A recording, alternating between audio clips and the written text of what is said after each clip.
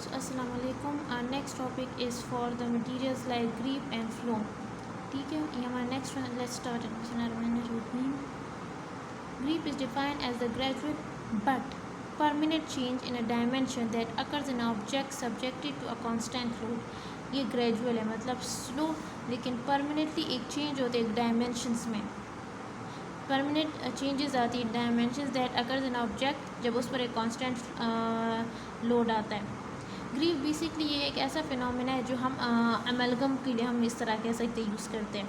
Amalgam की जो feeling होती है ना, अगर वो क्या कर जाए कि उस पर बहुत ज़्यादा फोर्स आने लग जाए तो उसमें क्रीप पैदा हो जाएगा, क्रैक्स पैदा हो जाएंगे, जिसकी वजह से वो हमारे जब टूथ का जो इनेमल का जो पार्ट है ना उसको डैमेज कर सकते हैं, उसमें क्रैक्स आ सकते हैं. ठीक है. The phenomena of creep can be represented by Maxwell model spring extension followed by slow opening of dashpot. On removal of load the spring recovers but the dashpot remains permanently distorted and it depends upon time of it depends on a time and applied load. तो यहाँ हमें कहा गया कि इसको हम एक maximum model, ये आप देख सकते हैं कि हमने क्या लगाया, एक स्प्रिंग की एक्सटेंशन है और उसके साथ हमने क्या लगाया है, डिश पॉट लगाया है. तो जब हम क्या कर लेते हैं कि हम रिमूव करते हैं लोड को, तो ये जो स्प्रिंग है ये अपनी पोजीशन पे तो चला जाएगा, लेकिन जो डिश पॉट था जो एक बार परमानेंटली डिफॉर्म हो चुका है वो अब दोबारा से नहीं ठीक होगा. ये डिपेंड कर रहा था कि कितना उस पर फोर्स लगा और कितना टाइम में ये हुआ है. ठीक है.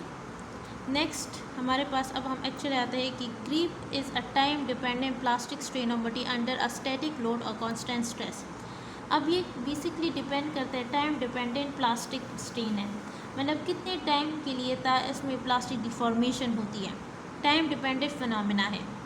ठीक है. तो ये plastic strain of a material हो जाता है अंडर अ स्टैटिक लोड, जब उस पर एक कंटिन्यूस लोड या कांस्टेंट लोड लगता है हमारे पास और एक बहुत टाइम तक लगता है तो उसमें क्रीप पैदा हो जाता है. A time dependent means that creep does not occur at once. ठीक है. एक बार नहीं होता, ये बार बार हो सकता है. Instant it will occur over a period of months और ईयर्स, मतलब ये स्लो से होता है over the periods and month. Static creep is one which takes place under constant load, मतलब इसमें हम कांस्टेंट लोड की बात करते हैं. जब डायनेमिक की बात हम करेंगे, डायनेमिक क्रीप की, is one which takes place under fluctuating load as the in case of masticatory load. ठीक है ना. डायनेमिक क्रीप क्या होता है कि जब इस पर बहुत फोर्स लगती है इसमें क्रीप पैदा हो जाएगा, जब इस पर इतनी फोर्स नहीं लगेगी तो नहीं होगा. In case of restrictive material जो मैंने कहा था, creep is thought to be reason to fracture at the edge of the fillings materials the dental amalgam. Dental amalgam की जो फिलिंग होती है ना उसमें क्रीप पैदा हो सकता है, क्योंकि वो बहुत ज़्यादा अमलगम क्या हो जाता है, हार्ड हो जाता है, उसकी हार्डनेस अच्छी खासी है. तो वो क्या कर जाता है कि कभी कभी जो हमारे पास इनेमल के एजेस होते हैं उनको डैमेज कर सकता है. लो कॉपर अमलगम जो होता है उसमें हाई क्रीप होता है, जबकि हाई कॉपर अमलगम में क्या होगा, उसमें लो क्रीप होगा. Sag is a form of creep that occurs in a metal at high temperature under its own wait.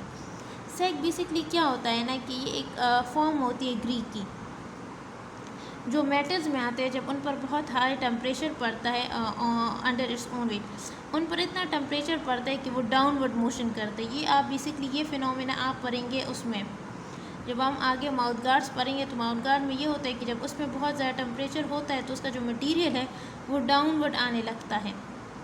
ठीक है. अंडर खुद की वेट की वजह से वो डाउनवर्ड मोशन करता है अंडर हाई टेम्परेचर पर. अब एक दूसरा पॉइंट है flow. The term flow has generally been used in dentistry to describe the rheology of amorphous materials such as waxes.